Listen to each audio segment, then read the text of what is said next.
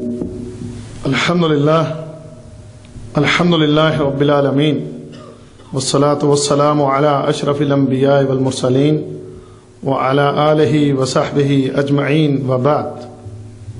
سبحانك لا علم لنا إلا ما علمتنا إنك أنت العليم الحكيم. رب اشرح لي صدري ويسر لي أمري واحلل عقدة من لساني يفقهوا قولي. عزیز دوستو اور بھائیوں، قرآن حکیم کتنی اہم کتاب ہے اور اس کا سیکھنا اور سکھانا کتنا اہم، مسلمانوں کے لیے یہ کتنا اہم ہے، اس حوالے سے دو چار حدیثیں میں آپ حضرات کے سامنے پیش کروں گا تاکہ ہم جو اللہ کی اس کتاب سے غافل ہیں، غفلت میں پڑے ہوئے ہیں، ہم ان غفلتوں کو ترک کر کے اللہ کی اس کتاب کے ساتھ اپنے تعلق کو مضبوط کریں. تو اسی وجہ سے آج کی اس مجلس میں، جبکہ ہمارے باقی ساتھی امتحان دے رہے ہیں، باقی رہنے والے ان بھائیوں کے لیے کتاب اللہ کی اہمیت، اس کو سیکھنے اور سکھانے کے فوائد، اس حوالے سے چند گزارشات آپ کے سامنے میں رکھوں گا. رسول اللہ صلی اللہ علیہ وسلم کی ایک حدیث صحیح بخاری کے اندر نبی معظم ارشاد فرماتے ہیں کہ خیرکم من تعلم القرآن وعلمہ، تم میں بہترین وہ ہے کہ جو قرآن کو سیکھتا ہے اور قرآن کو سکھاتا ہے. اسے نبی کریم علیہ الصلوۃ والسلام نے سیکھنے اور سکھانے والے دونوں کے بارے میں ارشاد فرمایا کہ وہ تم میں سب سے بہتر ہیں، وہ بہترین مسلمان ہیں کہ جنہیں یہ شوق ہو سیکھنے کا اور سکھانے کا.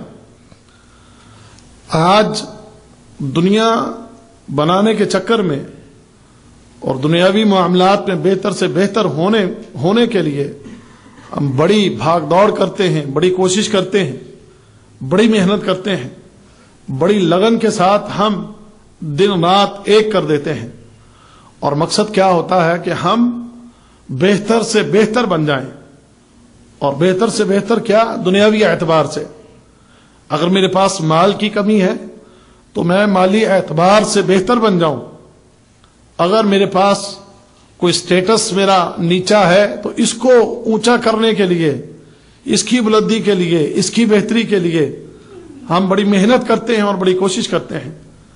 لیکن بھائیو، دینی اعتبار سے ہم ذرا برابر بھی فکر نہیں کرتے اور ذرا برابر بھی محنت اور کوشش نہیں کرتے. ہم نے کبھی اس بات کو نہیں سوچا کہ ہم اپنے رب، اپنے خالق و مالک کی نظر کے اندر بھی سب سے بہتر بن جائیں. ہم دنیا والوں کی نظر میں بہتر ہونے کی کوشش کرتے ہیں، دنیاوی اعتبار سے بہتر ہونے کی کوشش کرتے ہیں، لیکن دینی اعتبار سے اور خالق کائنات کی نظر میں بہتر ہونے کی کوشش ہم نہیں کرتے. الا ماشاء اللہ، کہ اگر اللہ تعالیٰ نے کسی کو یہ سمجھ دی ہے، اگر کسی کو یہ توفیق اللہ نے عطا فرمائی ہے، تو جس کی یہ سوچ بن گئی ہے وہ تو الحمدللہ اس راہ پر چلتا ہے. لیکن ہماری اکثریت اگر آپ دیکھیں گے تو انہیں اس بات کی قطعی طور پر کوئی پرواہ نہیں ہے، نہ دین کی، نہ قرآن کی، نہ عبادت کی. اس بارے میں غفلت میں پڑے ہوئے ہیں، غافل ہیں بالکل. اللہ اکبر. اس کی وجہ اصل میں یہ ہے کہ ہم اس کی اہمیت کو نہیں سمجھتے. اگر ہم اس کی اہمیت کو سمجھتے ہوں تو اس معاملے میں ہم کبھی بھی سستی اور کوتاہی کا مظاہرہ کبھی نہ کریں. ہم مال کی اہمیت کو سمجھتے ہیں، ہم دنیا کی اہمیت کو سمجھتے ہیں، ہم دنیا کے سٹیٹس کی اہمیت کو سمجھتے ہیں، لیکن ہم دین کے بارے میں کہ دین کا معاملہ کتنا اہم ہے، قرآن کا معاملہ کتنا اہم ہے، ہمارے رب کا معاملہ کتنا اہم ہے، اس کے بارے میں ہم نہ جانتے ہیں اور نہ جاننے کی کوشش کرتے ہیں. تو میرے بھائیوں، ایک بات ذہن میں رکھیے گا کہ انسان وہی کامیاب ہے کہ جو اللہ کی نظر میں بہتر ہے.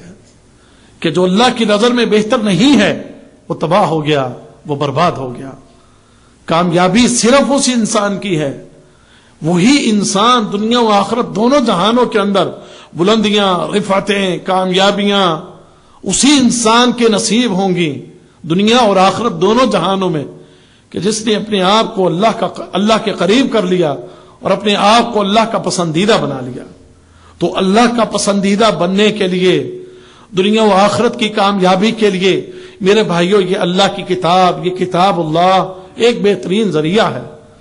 یہ ایک بہترین ذریعہ ہے کہ جس کو اختیار کر کے آپ مالک کائنات کے قریب ہو سکتے ہیں، آپ رب کائنات کی نظر میں بہترین ہو سکتے ہیں، آپ پروردگار عالم رب العالمین کی نظر کے اندر آپ بہتر ہو سکتے ہیں.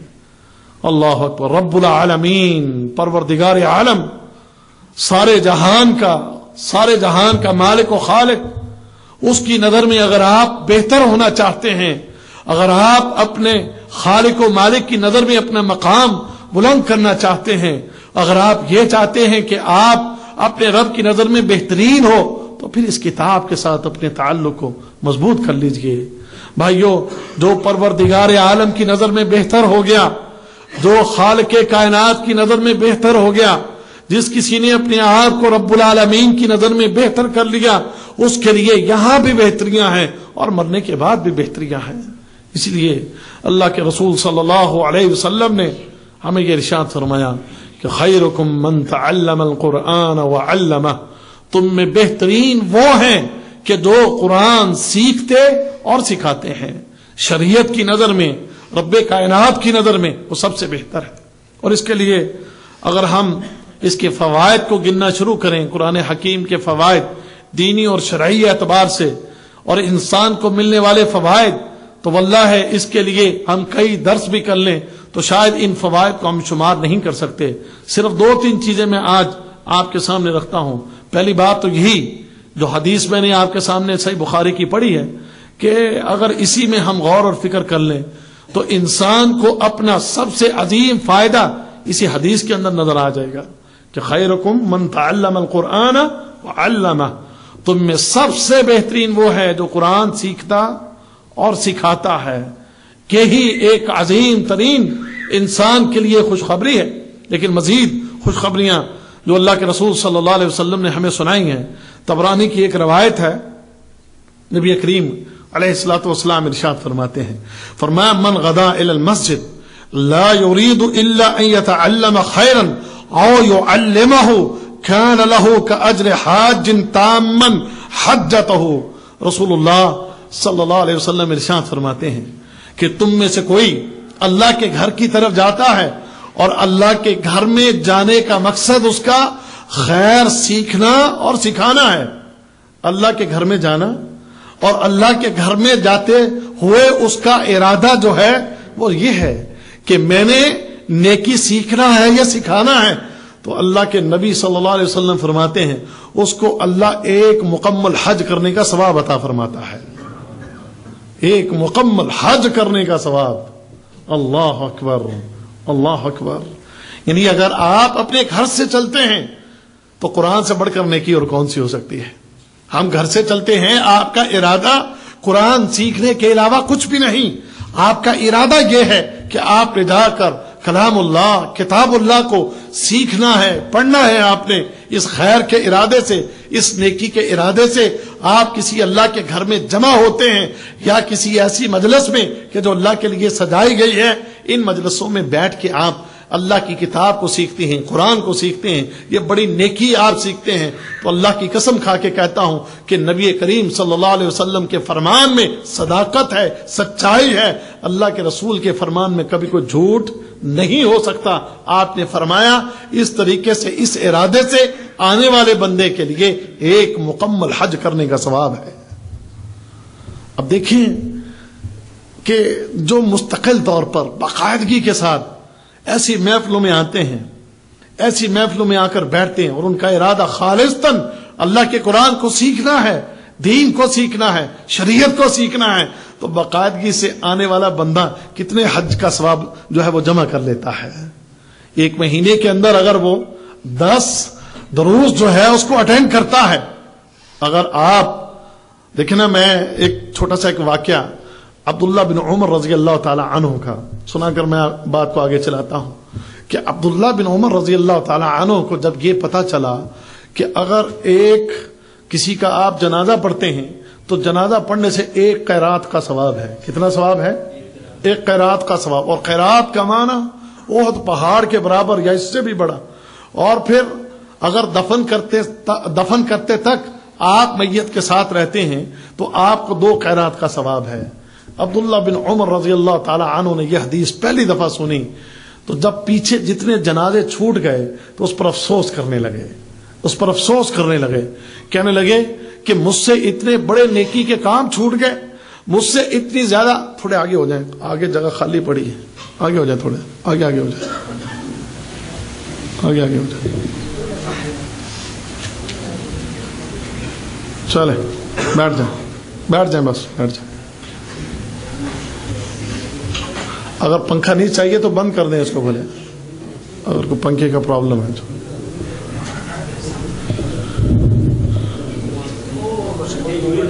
اور یہیں سے بند ہو جائے گا بھائی, وہ یہاں سے بند ہو جائے گا, یہاں سے کھینچتے ہیں اس کو. چلے جی سنیں, عبداللہ بن عمر رضی اللہ تعالی عنہ نے یہ حدیث سنی تو اپنی سابقہ زندگی پر افسوس کرنے لگے کہ مجھ سے کتنے جنازے چھوٹ گئے اور ان جنازوں کے اس اجر اور اس ثواب سے محروم ہو گیا. صحابہ سے نیکیاں چھوٹ جاتی تو وہ اس پر کفِ افسوس ملا کرتے تھے, پریشان ہو جایا کرتے تھے.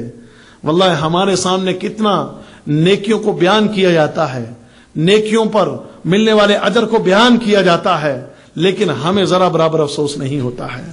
کبھی ہمیں اس بات پر افسوس ہوا ہو کہ جیسے میں یہ دروس کو اٹینڈ کرنا, اللہ کے دین کو سیکھنا, اللہ کے دین کو سیکھنے کا اتنا اجر ملنا, جیسے میں نے عرض کیا کہ حج کرنے کا اجر اور ثواب ہے, حج کرنے کا اجر اور ثواب.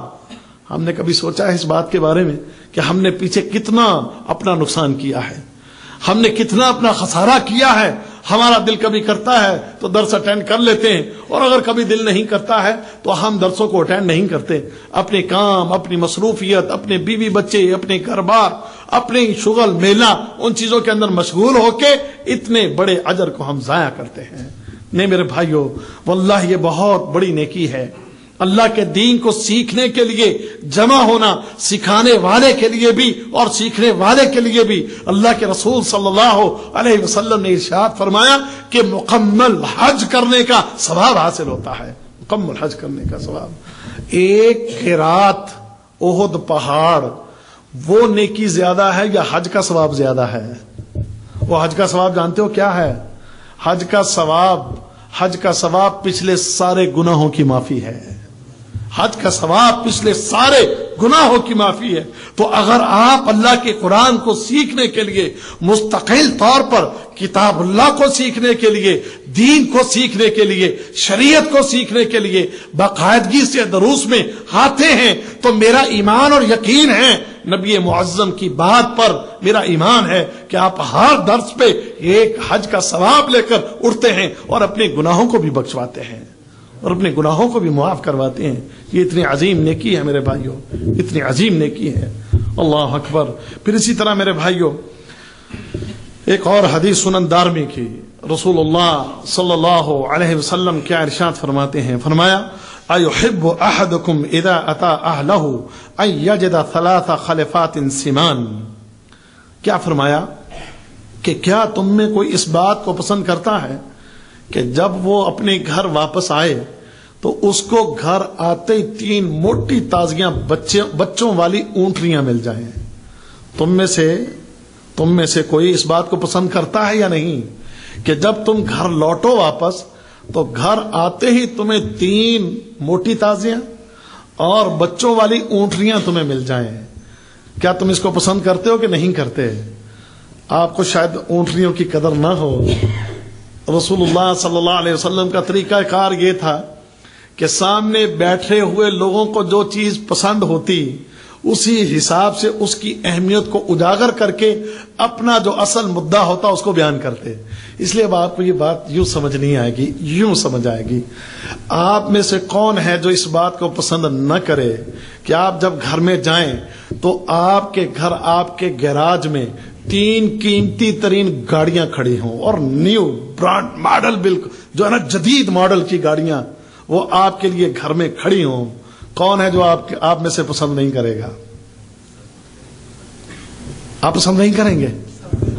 سب پسند کریں، ڈاکتے ہی جناب زبردست گاڑیاں، نئی گاڑیاں آپ کے لیے گھر میں، کیا خیال پسند کریں گے نا؟ 3 ایک نہیں، کتنی؟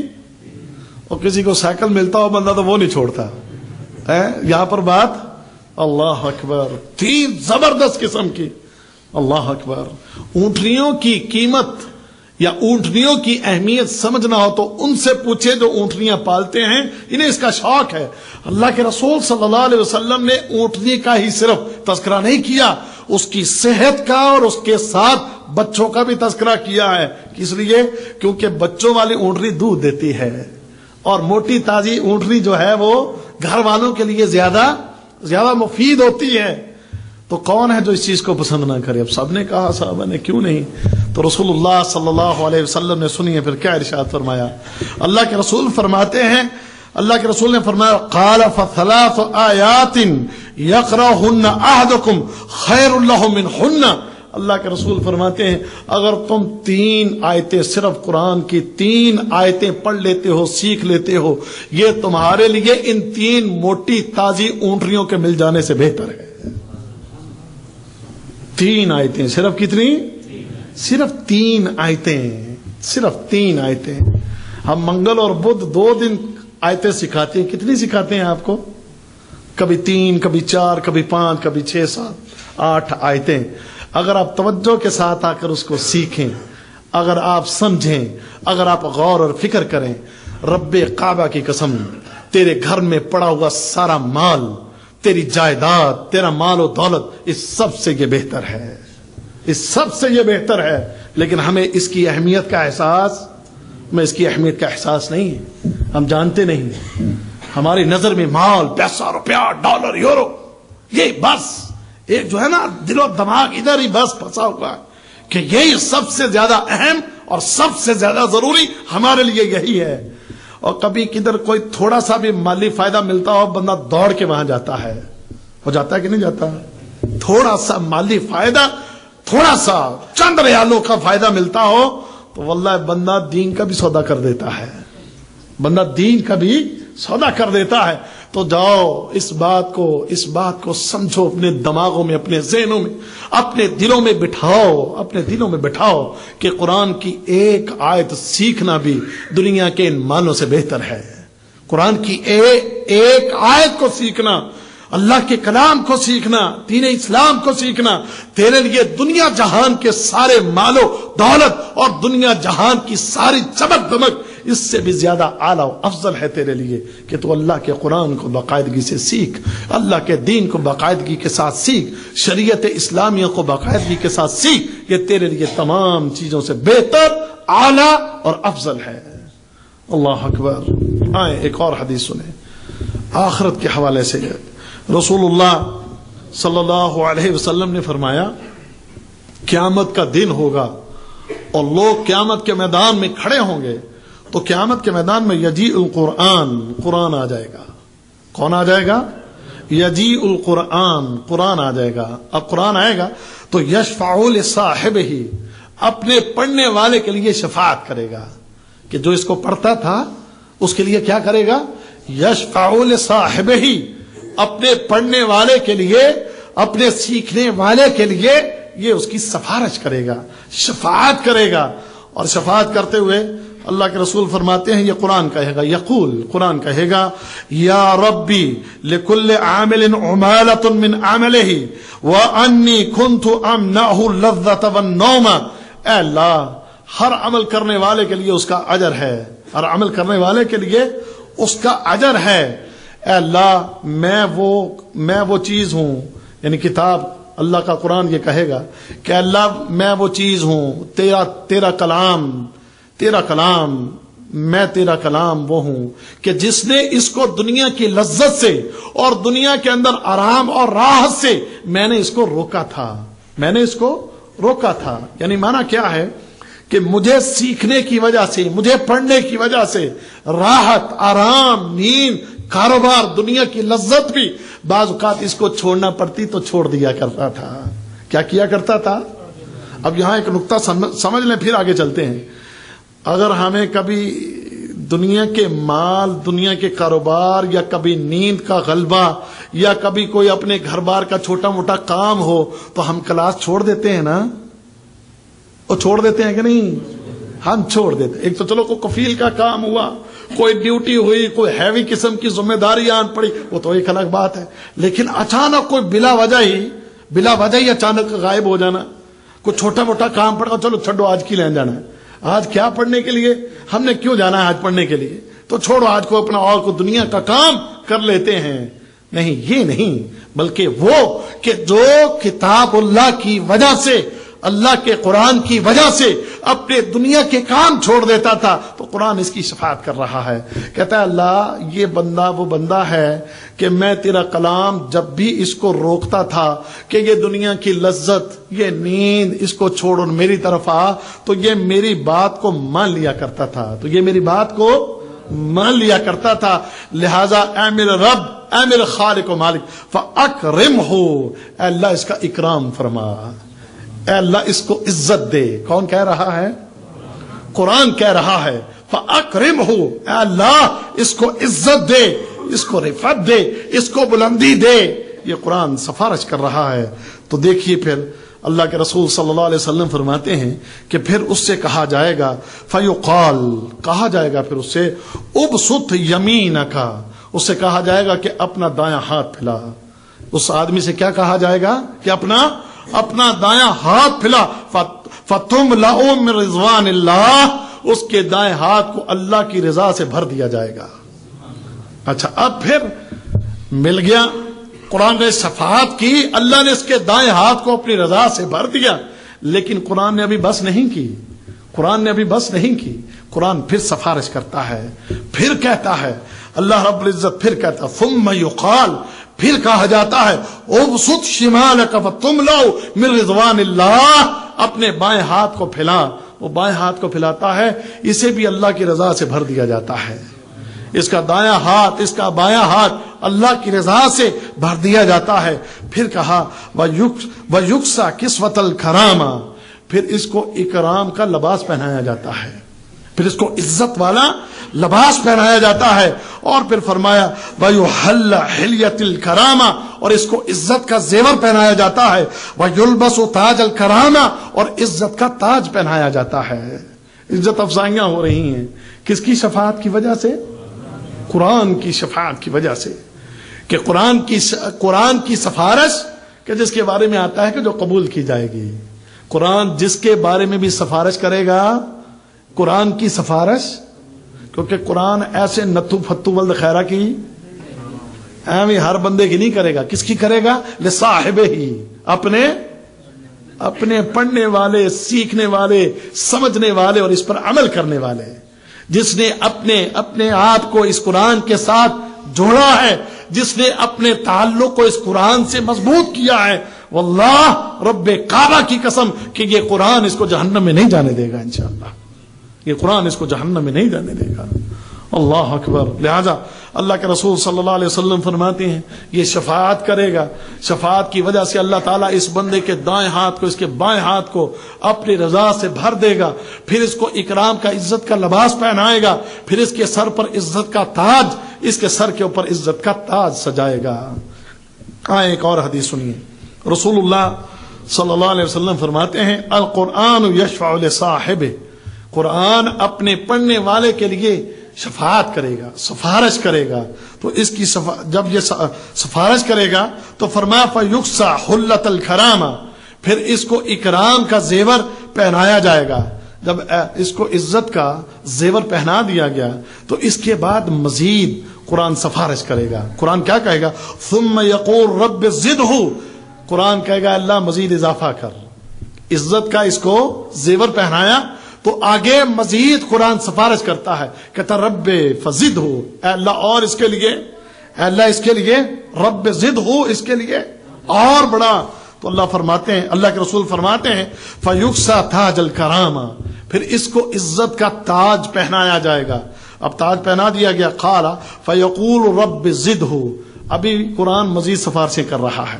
کہے گا رب زد ہو، اے اللہ اس کو اور بڑھا، اس کو مزید عطا فرما، اور یہاں تک کہ کہے گا رب زدہ فآتہ ہی، اے اللہ اس کے لیے مزید اس اکرام کو، اس عزت کو بڑھا، فآتہ ہی اے اللہ اس کو دیتا رہے، اپنی عطا کو روکنا اس کے اوپر۔ یعنی قرآن مسلسل اپنے اس پڑھنے والے کے لیے کیا کرے گا؟ اپنے اس پڑھنے والے کے لیے مسلسل سفارش کرتا رہے، اللہ اس کو اور دے، اللہ اس کو اور دے دے، اللہ اس کو اور دے دے، رب زدہ فآتہ ہی، اللہ اور زیادہ، اور فآتہ ہی کا معنی اللہ دیتا ہی رہے، اللہ اس کو دیتا ہی رہے۔ اب یہ سفارش سن کے اللہ رب العزت پھر اعلان فرمائے گا، رب کائنات کا اعلان کیا ہوگا؟ اللہ فرمائیں گے یقول رضائی، جا اس کے لیے میری رضا ہے مکمل طور پہ، کہ میں اس کے اوپر راضی ہو گیا، میں نے اس کو پسند کر لیا، میں اس پہ راضی ہو گیا۔ اور جس سے رب راضی ہو گیا اس کا ٹھکانہ کون سا ہے؟ اس کا ٹھکانہ جنت ہے۔ اللہ کی قسم اس کو کوئی مشکل نہیں آئے گی، اس کو کوئی پریشانی نہیں آئے گی، اس کو کوئی تکلیف نہیں آئے گی، کوئی مسائل اس کے آڑے نہیں آئیں گے، بلکہ وہ اللہ کی جنتوں کا مہمان ہوگا، اللہ کی جنتوں کا مہمان ہوگا۔ بھائیو، ہم جیسے میں نے شروع میں عرض کیا، چونکہ ہم اس کی اہمیت کو نہیں جانتے، اس لیے اس چیز کی طرف توجہ نہیں دیتے اور دھیان نہیں دیتے۔ میری بات کو اب غور سے سنیے گا، یہ اس کے فضائل بیان کرنے کے بعد میں جس چیز کی طرف آپ کو لانا چاہتا ہوں کہ بھائیو اس کی اہمیت کو سمجھیں، اس حقیقت کو سمجھیں کہ ہماری زندگی، جس قسم کی زندگیاں آج ہمارے لوگ گزار رہے ہیں، ہم جس قسم کی غفلت کے اندر پڑے ہوئے ہیں، یہ غفلت اور یہ ہماری سستیاں، یہ ہمارا تساہل، یہ ہمیں جہنم کی طرف لے کے جا رہا ہے، یہ ہمیں جہنم کی طرف لے کے جا رہا ہے۔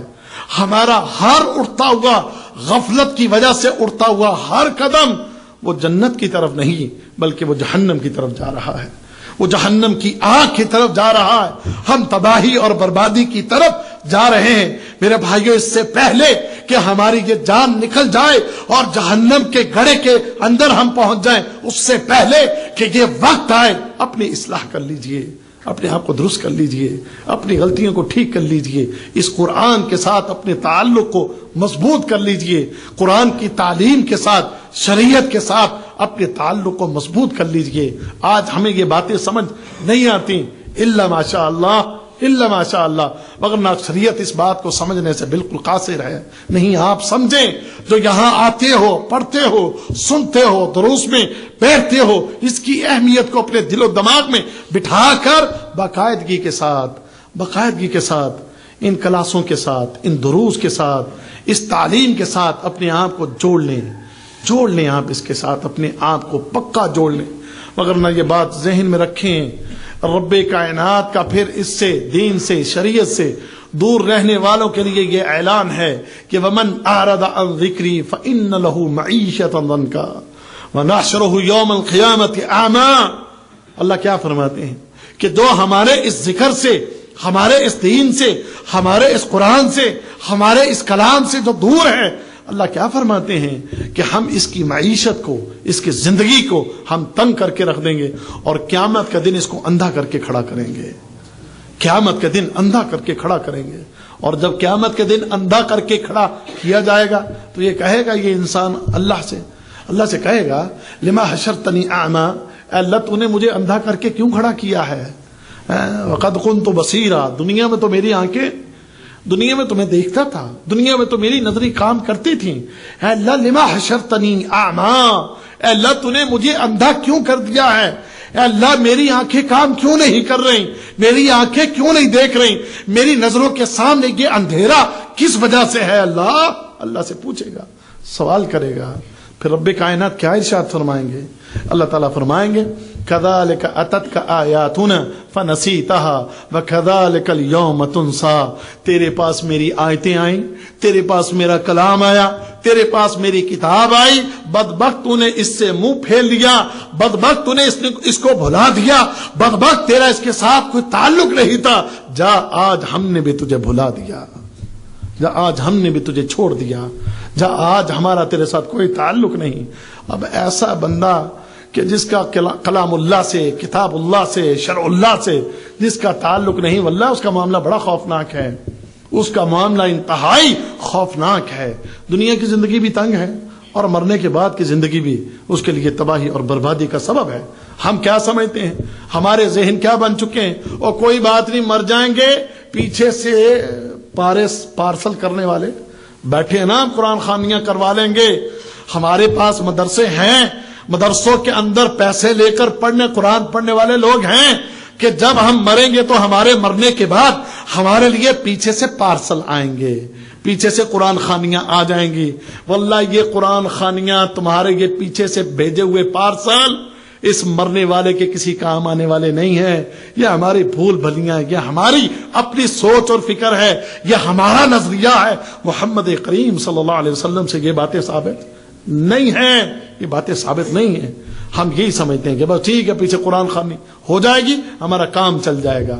نہیں میرے بھائیو، اس طرح نہیں کام چلے گا۔ تیرے اپنے پاس یہ کتاب ہو، تیرا اپنا تعلق اس کے ساتھ مضبوط ہو، تو اس کی تلاوت کرنے والا ہو، تو اس کو سیکھنے والا ہو، تو اس کو پڑھنے والا ہو، تو اس کی تعلیم حاصل کرنے والا ہو، تو اس کے ساتھ اتنا مضبوط تعلق قائم کر لے کہ قیامت کے دن تیری شفاعت کرے اور تجھے جہنم میں جانے سے بچا لے اور اللہ کی جنتوں کی طرف تجھے لے جائے۔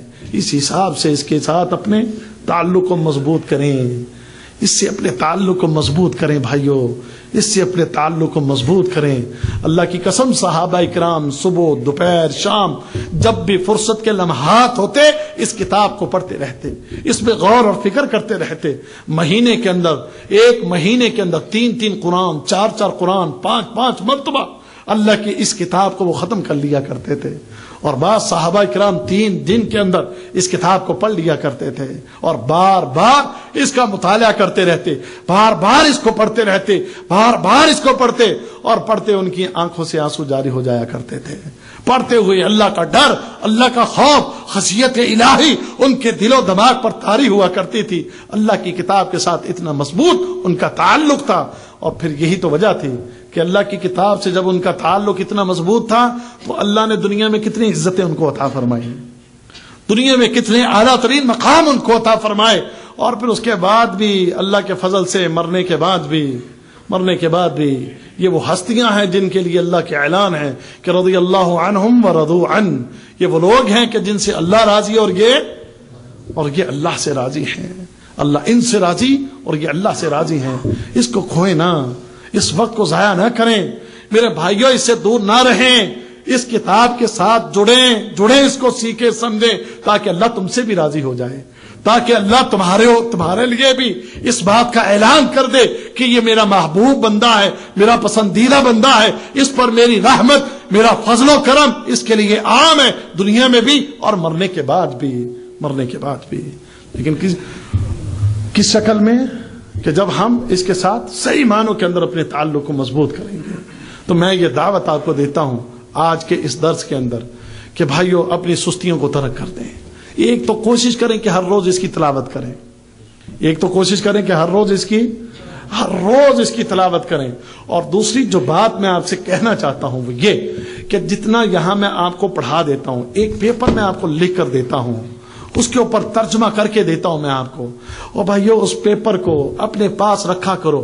اور دو دن کی کلاس کے 2 پیپر آپ کے پاس ہوتے ہیں۔ پورا ہفتہ اگر روز جائیں، دعوے کے ساتھ کہتا ہوں کہ اگر روز تم صرف 10 منٹ اس کو دے دو، زیادہ نہیں، کتنے؟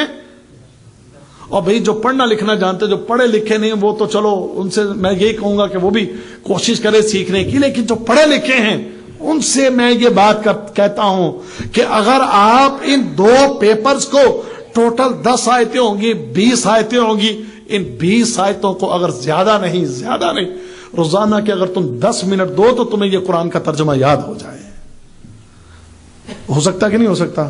اچھا اگر یاد نہیں ہو رہا تو اس کا مطلب کیا ہے؟ پھر اس کا مطلب ہے کہ آپ کے پاس روزانہ کا 10 منٹ ٹائم بھی نہیں ہے اس کو دینے کے لیے۔ اس کا مطلب پھر یہی ہے نا۔ اور پھر کیا آپ امیدیں لگائے بیٹھے ہیں کہ ہاں ٹھیک ہے جی بن جانی گل، ہاں جنت میں چلے جائیں گے، موجے مارتے چھلانگے مارتے ہیں، یہی سمجھ رکھا نا ہم نے۔ شاید کہ میں 5 وقت کا نمازی ہوں، میں جناب وہ کیا اس کا نام ہے، کوئی نفلی عبادت بھی کر لیتا ہوں، کوئی صدقہ بھی کر لیتا ہوں، اور بھی کوئی اچھا کام کر لیتا ہوں، لہذا میرا تو معاملہ بڑا آسان ہو چکا ہے. اور نہیں، بھول ہے بھائی، بھول ہے آپ کی. قرآن سے دور رہ کے قرآن کو سیکھنا نہ، قرآن کو سمجھنا نہ، قرآن کو پڑھنا نہ، قرآن میں غور فکر نہ کرنا، تباہی ہے، تباہی ہے، تباہی ہے، بربادی. تم جتنے مرضی بنے پھرو، تم بڑے نمازی، بڑے حاجی، بڑے عمر دین، تم جو بنے پھرتے ہو، لیکن اگر کلام اللہ کے ساتھ تیرا رویہ یہ ہے تو یہ تیرے لیے تباہی اور بربادی کا سبب بن سکتا ہے. یہ تیرے لیے تباہی اور بربادی کا سبب بن سکتا ہے. نہ سستی کر اللہ کے بندے. یہ کلام اللہ تیرے لیے اللہ رب العزت نے جو نازل کیا ہے، اس لیے نہیں کہ تو اس کو لپیٹ کے گھر کے اندر رکھ لے، سنبھال کے رکھ لے، اور جناب کبھی رمضان میں کھول لے اور پڑھ لے، اور پھر باقی پورا سال تیری توجہ نہ ہو، تو سیکھے نہ، تو پڑھے نہ، تو دھیان نہ دے. نہیں، واللہ نہیں، واللہ نہیں. یہ اس لیے نہیں آیا، یہ اس لیے نہیں آیا. یہ سیکھنے کے لیے آیا ہے. کس کے لیے آیا ہے؟ یہ سیکھنے کے لیے آیا ہے، یہ پڑھنے کے لیے آیا ہے، یہ پڑھنے کے لیے آیا ہے، یہ سیکھنے کے لیے آیا ہے. اور یہ سمجھ لو، میری بات سمجھ لو. میں آپ کو قرآن میں سے ایک حوالہ دے کر بات سمجھاتا ہوں، شاید پھر آپ کی سمجھ میں یہ بات اور اچھی طرح آ جائے. سنیے، اللہ رب العزت سورہ زمر کے اندر ایک بات ارشاد فرماتے ہیں. کیا ارشاد فرمایا؟ دیکھیے، یہ سورہ زمر ہے اور اس کی آیت نمبر 9 ہے. سورہ زمر کی آیت نمبر 9 ہے. اللہ تعالیٰ کیا ارشاد فرماتے ہیں؟ فرمایا قل هل يستوي الذين يعلمون والذين لا يعلمون. کیا فرمایا؟ فرمایا جاننے والا اور نہ جاننے والا برابر، جاننے والا اور نہ جاننے والا برابر نہیں ہے. یعنی ایک بندہ قرآن جانتا ہو اور ایک بندہ قرآن نہ جانتا ہو تو یہ دونوں برابر نہیں ہیں. اگرچہ ایک بندہ عبادت کرنے والا عبادت کرتا ہے، نفل پڑھتا ہے، نمازیں پڑھتا ہے، روزے رکھتا ہے، صدقے دیتا ہے، لیکن کتاب اللہ کو نہیں جانتا ہے اور جاننے کی کوشش بھی نہیں کرتا ہے، اور دوسری طرف ایک بندہ اس کو جانتا بھی ہے اور عبادتیں بھی کرتا ہے، یہ دونوں برابر نہیں ہیں. اس کو جاننے کی کوشش کرو. اللہ کے بندو، تم پر فرض ہے. رسول اللہ صلی اللہ علیہ وسلم کی جو حدیث ہے، طالب العلم فریضہ علی کل نہیں آتی حدیث، پڑھتے کیوں نہیں؟ طالب العلم فریضہ علی کل. اور میں چاہتا ہوں کہ کوئی حرارت پیدا ہو آپ کے اندر، پیدا نہیں ہو رہی. طالب العلم فریضہ علی کل. اچھا، جو مسلم ہوگا نا وہی بولے گا طالب العلم فریضہ علی کل.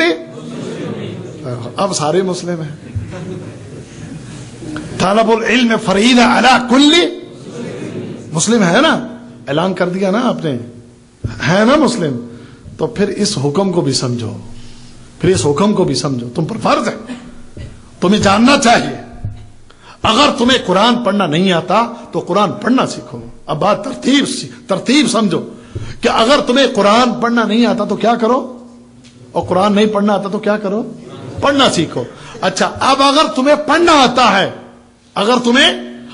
آتا ہے تو پھر اس کی مزید مہارت حاصل کرو، تجوید وغیرہ، اس کے قواعد وغیرہ، اس کو اچھی طرح سمجھو. یہ بھی آتا ہے تو پھر مزید اور کیا ہے؟ پھر اس کا ترجمہ سیکھو. پھر کیا ہے اس کا ترجمہ سیکھو. اللہ کی کتاب کو سیکھو. اللہ کے بندو، یہ سیکھنا ہم پر واجب ہے، فرض ہے کہ ہم اللہ کی کتاب کو سیکھیں، ہم پڑھیں، اس کو توجہ دیں، دھیان دیں. ہماری حالت اور کیفیت ان جیسے لوگوں کی نہ ہو کہ جو ہمارے تراویحاں پڑھاتے ہیں نا وہاں پر، اور تراویح پڑھاتے ہیں نہ پڑھانے والے کو اس کی سمجھ، نہ پیچھے پڑھنے والوں کو اس کی سمجھ. جو قرآن تراویح پڑھا رہا ہوتا ہے کو سمجھ آتی ہے، اور جو پڑھانے والا مولوی حافظ صاحب ہیں اس کو بھی نہیں پتا. واللہ اگر اس کو سمجھ ہو، اس کو پتا ہو. حرمین میں سنتے ہو نا، تلاوت قرآن سنتے ہو، تو ائمہ اکرام کی جو صحیح توجہ سے پڑھا رہے ہوتے ہیں، حرمین میں ہو یا اور بھی سعودی عرب کے کسی جگہ پر یا اور بھی دنیا میں کسی جگہ پر، جب قرآن امام سوچ سمجھ کے پڑھا رہا ہوتا ہے تو اللہ کی قسم جہاں ڈرا دینے والی آیتیں آتی ہیں، امام کی آواز بتاتی ہے وہاں پر کہ یہاں پر اس وقت کیا موضوع بیان ہو رہا ہے، اس وقت پتہ ہوتا ہے. اور تمہیں اگر آتا ہو نا، تمہیں بھی آتا ہو تو مولوی صحیح طریقے سے قرآن پڑھا رہا ہو تو تمہارے سر سے لے کر پاؤں تک رونگٹے کھڑے کر دے. تمہارے سر سے لے کر پاؤں تک پاؤں تک رونگٹے کھڑے کر دے. یہ اللہ کا کلام, یہ اللہ کی کتاب. لو انزلنا هذا القرآن على جبل لرأيته خاشعا متصدعا من خشية الله وتلك الامثال نضربها للناس لعلهم يتفکرون. اللہ کیا فرماتے ہیں؟ فرمایا یہ وہ کتاب ہے, یہ وہ کتاب ہے کہ اگر ہم اسے پہاڑوں پر نازل کر دیتے تو پہاڑ اس کے ڈر, اس کے خوف سے ریزہ ریزہ ہو جاتے. یہ مثالیں ہیں اے انسانوں جو ہم تمہارے لیے بیان کر رہے ہیں. لیکن انسان کی سمجھ میں پھر بھی نہیں آتا نا, آنا چاہیے. اب کوشش کرو گے اس کو سیکھنے کی. اگلی دفعہ یہ جتنے یہاں بیٹھے ہیں سب کے سب نہیں, اگر تو کم از کم 50% تو ان میں سے کوشش کریں اگلی دفعہ امتحان دینے کی. کیا خیال ہے؟ کوشش کریں گے. اور جن کو لکھنا لکھنا نہیں آتا, چلو وہ ویسے قرآن سنا لیں, مجھے کوئی بات نہیں, میں سن لوں گا ان سے. یہ ساری باتیں بھائیوں میں نے اس لیے کی ہیں کہ قرآن کی اہمیت کو سمجھیں, قرآن کی اہمیت کو سمجھیں. ہم دنیا جہان کے باقی سارے کام کر لیتے ہیں, قرآن کیوں نہیں سیکھتے بھائی؟ کیوں نہیں سیکھتے؟ اگر تم یہ سمجھ رہے ہو کہ قرآن چھوڑ کے باقی نیکیاں کر کے تم افضل بن چکے ہو تو یہ تمہاری بھول ہے. تو پھر یہ تمہاری کیا ہے؟ یہ تمہاری بھول ہے. تم اگر افضل بننا چاہتے ہو, اعلی انسان بننا چاہتے ہو, اگر تم رب کے محبوب بننا چاہتے ہو تو پھر تمہیں کتاب اللہ سے اپنے تعلق کو مضبوط کرنا ہوگا. تمہیں اللہ کی کتاب کے ساتھ اپنے تعلق کو مضبوط کرنا ہوگا. اور اگر نہیں کرو گے تو پھر معاملہ انتہائی, معاملہ پھر بڑا خوفناک ہے, معاملہ بہت خوفناک ہے. ایسا نہ ہو کہ قیامت کے دن جب ہم وہاں پر کھڑے ہوں تو قرآن بھی ہمارے خلاف ہو اور اللہ کا رسول بھی ہمارے خلاف ہو.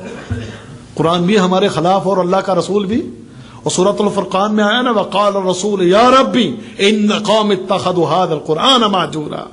اس دن رسول کیا فرمائیں گے؟ رسول کیا فرمائیں گے کہ اے میرے رب, یہ وہ انسان ہیں کہ یہ وہ قوم ہے کہ جنہوں نے کتاب اللہ قرآن اس کو پس پش ڈال رکھا تھا. اسے کیا کر رکھا تھا؟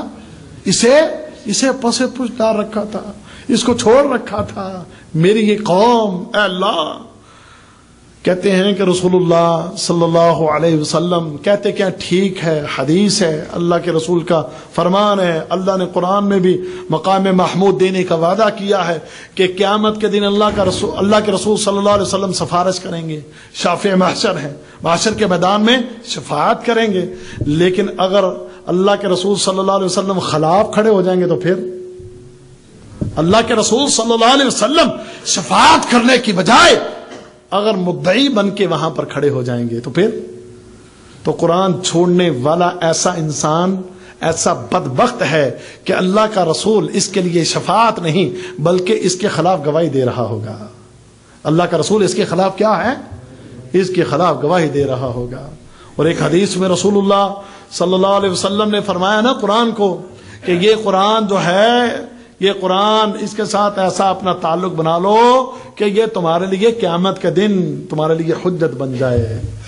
یہ تمہارے لیے کیا بن جائے؟ یہ تمہارے لیے حجت بن جائے. اس لیے فرمایا القرآن حجت لک او علیک. یہ قرآن یا تو تیرے لیے حجت ہوگا یا تجھ پر حجت ہوگا. تیرے لیے حجت کیا ہوگا؟ اور بھائی تیرے لیے حجت کیا ہوگا؟ تیرے لیے حجت یہ ہوگا کہ اگر تو اس کو پڑھتا رہا ہے, تو اس کو سیکھتا رہا ہے, تیرا اس کے ساتھ تعلق مضبوط رہا ہے, تو پھر یہ قرآن تیرے لیے حجت بن جائے گا اور تجھے اللہ کی جنتوں میں لے کر جائے گا. اور اگر تو نے اس کے ساتھ اپنے تعلق کو کمزور کیا ہے تو پھر یہ تیرے اوپر حجت ہوگا, یہ تیرے خلاف عدالت میں گواہی دے گا اور تجھے اللہ کی بارگاہ کے اندر مجرم کی حیثیت سے پیش کرے گا. اب تو خود سوچ لے, خود سمجھ لے, خود اس کے اندر غور اور فکر کر لے. میرے بھائیوں, سستی چھوڑ دیجئے, تساہل چھوڑ دیں, اللہ کے قرآن کو سیکھیں, اللہ کے قرآن میں غور کریں, اللہ کے قرآن کے ساتھ اپنے تعلق کو کیا کریں؟ مضبوط کریں. یہ 3-4 حدیثیں میں نے آپ کو سنائی ہیں, یاد رکھو گے تو امید ہے کہ تم ہمیشہ قرآن کے ساتھ جڑ کے رہو گے. فائدے کتنے عظیم فائدے بیان ہوئے ہیں. پہلے حدیث میں کیا فائدہ بیان ہوا ہے؟ میں سن لو کو یاد بھی رکھا کہ نہیں رکھا. پہلی حدیث میں فائدہ کیا بیان ہوا؟ خیرکم من تعلم القرآن وعلم، بہترین کون بن گیا کہ جس نے قرآن سیکھا اور سکھایا. اور دوسرا فائدہ کیا بتایا میں نے آپ کو؟ دوسرا فائدہ کیا بتایا؟ درس یاد رکھا کرو. دوسرا فائدہ کیا ہے؟ کہ جو اللہ کی کتاب یا کوئی نیکی سیکھنے کے لیے اللہ کے کسی گھر میں جمع ہوتا ہے تو نیکی سیکھنے کا اجر کیا ہے؟ کہ مکمل حج کرنا، مکمل حج کرنا، مکمل حج کرنا. جس نے مہینے میں 10 دروس اٹینڈ کیے ہیں، میرا ایمان یقین ہے کہ اللہ کے فضل سے وہ 10 حج کا ثواب پائے گا انشاءاللہ. یہ میرا ایمان اور یقین. اللہ اکبر. اور تیسرا فائدہ کیا بتایا میں نے؟ تیسرا فائدہ کیا بتایا میں نے؟ اور یار 4 فائدے میں نے پہلی حدیثوں میں بیان کیے ہیں. تیسرا فائدہ کیا بھول گئے ہیں؟ اور قیامت کے دن قرآن اللہ کی بارگاہ میں کھڑا ہو جائے گا اور پھر کیا کرے گا؟ سفارش کرے گا. اور سفارش کرتے کرتے اس کو جنت میں تو لے جائے گا، اس کے ساتھ اور کیا ہے؟ اکرام. اور کیا کرے گا اللہ رب العزت؟ اس کو کہے گا اپنا دایاں ہاتھ پھیلا اور اپنا بایاں ہاتھ پھیلا. اور اللہ کیا کر دے گا اس کے ساتھ؟ اس کے دائیں بائیں ہاتھ کو اپنی رضا سے بھر دے گا. اس کے دائیں اور بائیں ہاتھ کو اپنی رضا سے بھر دے گا. پھر اس کو جنت کے لباس پہنائے جائیں گے، اکرام والے، عزت والے. سر کے اوپر تاج سجائے جائیں گے، اس کو زیور پہنائے جائیں گے. اللہ اکبر. اور چوتھی چیز کہ یہ قرآن کہے گا، اللہ دیتا جا رہا ہے اور یہ کیا کہہ رہا ہے؟ رب زدہ، رب زدہ، رب زدہ. اللہ اس کو دیتا رہے فآتے ہی اللہ اس کو دیتا ہی رہے. اور پھر اللہ رب العزت اس کی اس سفارش کو سن کے آخر میں کیا ارشاد فرمائے گا یقول رضائی، جا میں نے اپنی ساری رضامندی اس کو دے دی، میں اس سے راضی ہو گیا. اور یاد رہے تو بندہ کبھی پیچھا رہے گا. اور ایک فائدہ اور بھی بتایا میں نے، یاد ہے؟ صرف 3 آیتیں سیکھنے کا فائدہ، صرف 3 آیتیں سیکھنے کا، پڑھنے کا فائدہ کتنا ہے؟ اور اللہ کے رسول صلی اللہ علیہ وسلم کی حدیث میں نے آپ کو سنائی ہے نا. نبی کریم صلی اللہ علیہ وسلم نے فرمایا تم میں سے کوئی اس بات کو پسند کرتا ہے کہ وہ جب گھر میں آئے تو گھر میں آتے اس کے لیے 3 موٹی تازی بچوں والی اونٹیاں گھر میں ہوں تو بندہ جائے تو بادشاہ کھل جائے گی کہ نہیں؟ ہو گھر میں آیا تو اس کے لیے کیا ہے؟ 3 زبردست قسم کی بہترین اونٹیاں بچوں والی پسند کرتا ہے بندہ. یا چلو جیسے میں نے پہلے عرض کیا، سمجھ نہیں آتی نا اونٹیاں دی گل تو کوئی دنیا کا مال لگا لو یار، کو گاڑیاں لگا لو بھائی. جاتے ہی گھر میں پہنچے تو 3 زبردست گاڑیاں تمہارے انتظار میں کھڑی ہو تو تمہاری عقل کیا ہو جائے گی؟ بندہ بالکل ایک دم ہوش و حواس اس خوشی کے ساتھ کھو دے گا. اتنی بڑی کامیابی مل گئی. تو اللہ کے رسول نے فرمایا اس سے بہتر 3 آیتوں کا پڑھ لینا ہے. اس سے بہتر کیا ہے؟ 3 آیتوں کا پڑھ لینا اس سے بہتر ہے. یعنی اس کا مطلب اگر تو نے 3 آیتیں روزانہ پڑھ لی ہیں تو تو نے دنیا کے اس مال و متاع سے اعلیٰ و افضل چیز تو نے حاصل کر لی ہے. لیکن اب اگر یہ جاگتا ہو، یہاں بھی تھوڑی سی روشنی ہو اور ادھر بھی تھوڑی سی روشنی ہو تو یہ بات تبھی سمجھ آئے گی، وگرنہ سمجھ آنے والی نہیں. اللہ تعالیٰ مجھے آپ کو ہم سب کو سمجھنے کی اور عمل کرنے کی توفیق عطا فرمائے. اللہ تعالیٰ ہماری سستیاں دور فرما دے. اگلے درس میں اگلے امتحان میں اللہ کرے یہ سارے امتحان لے، اگلے امتحان میں اللہ کرے یہ سارے یاد کر کے آئیں. اگلے امتحان میں اللہ کرے ان ساروں کو شوق ہو اس بات کا. اور اگر لکھنا نہ جانتے ہو تو مجھے کہیں جی میرا سبق سن لیں. مجھے کیا کہیں کہ میرا سبق سن لیں. میں نے طریقہ بتایا پہلے بھی، پھر جاتے جاتے بتا دیتا ہوں. ہر درس میں آپ کو ایک پیپر دیا جاتا ہے، اس پیپر کے لیے فائل بنا لیں. فائل بنا کے آپ 2 پیپر جو منگل اور بدھ کا لے کے جاتے ہیں، آپ فیصلہ کر لیں کہ آپ نے جمعرات کو 10 منٹ دینے ہیں، جمعہ کے دن بھی 10 منٹ دینے ہیں، ہفتے کے دن بھی 10 منٹ دینے ہیں، اتوار کے دن بھی 10 منٹ دینے ہیں، اور پیر کے دن بھی 10 منٹ. کتنے دن ہو گئے؟ 5 دن. منٹ کتنے ہو گئے؟ 50 منٹ. جائیں 50 منٹ میں آپ کو یہ ترجمہ یاد ہو جائے گا انشاءاللہ. کیوں جی قاری صاحب ہو جائے گا کہ نہیں؟ ہاں جی کیوں جی استاد جی، کیوں جی شاہ صاحب ہو جائے گا کیا نہیں؟ اور کوئی بھائی اگر میری بات غلط ہے تو مجھے بتا دے. اور 10 منٹ روزانہ کے دے سکتے ہو کہ نہیں دے سکتے؟ دو گے انشاءاللہ. تھوڑی نکلی ہے اور تھوڑے بندوں کی نکلی ہے انشاءاللہ. یہاں سے لے کر آخر تک انشاءاللہ آواز آنی چاہیے. روزانہ کا 10 منٹ، صرف روزانہ کے 10 منٹ دو گے کہ نہیں انشاءاللہ؟ تو واللہ اگر آپ اخلاص کے ساتھ روزانہ کے 10 منٹ اللہ کے کلام کو دے دو، جاؤ کلام اللہ کا یہ کلام تمہیں اللہ کی جنتوں کا وارث بنوا دے گا انشاءاللہ. جاؤ. تو سودا مہنگا، زبردست سودا ہے، کمال سودا، زبردست قسم کی کمائی ہے واللہ یہ والے. اگر ہم تھوڑا سوچ لیں تو اللہ مجھے آپ کو ہم سب کو سمجھنے کی اور عمل کرنے کی توفیق عطا فرمائے. وآخر دعوانا ان الحمد للہ رب العالمین.